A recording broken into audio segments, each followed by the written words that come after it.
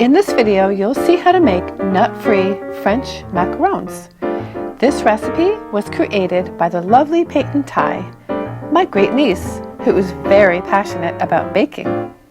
Hey, it's Lorelei. Welcome back to my channel, and if it's your first time, welcome to Wedding Cakes for You Cake Tutorials. If you want to build your skills and confidence to create beautiful cakes and memories, subscribe and ring the bell.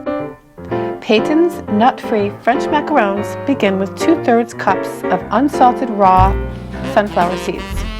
Grind them using the pulse button on your food processor to create a fine powder. Sift the powder into a bowl and add 1 cup of sifted powdered sugar. In the video, Peyton is doubling the recipe, so don't let that confuse you. And also, the recipe is underneath the video in the description box so you could copy and paste it. For separating the eggs, which is the next part, make sure to wash your hands really well. You don't want any grease on your hands. Now separate 2 eggs. Peyton has her own method of doing this. She cracks the egg into a bowl and then scoops out the yellow part with her hand, allowing the white to go through her fingers like a sieve.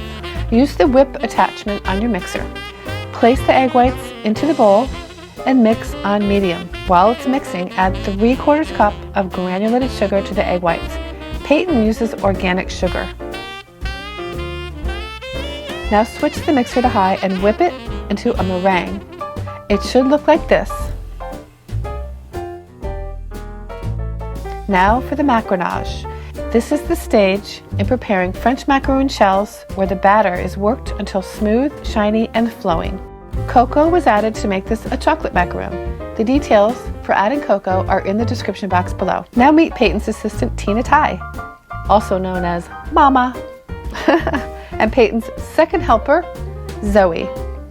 She's always eager to help in the kitchen. You want to mix it until the batter creates a ribbon on itself. However, this batter was on the thick side.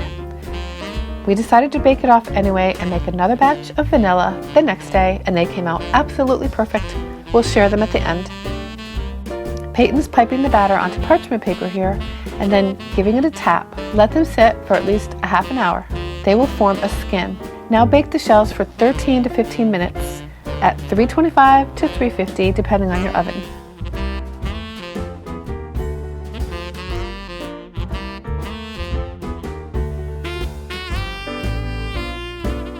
Once they're cooled, fill them with buttercream or ganache.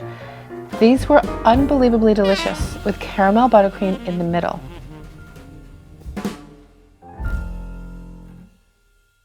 Peyton was determined to get this just right as the second batch came out so perfect the next day.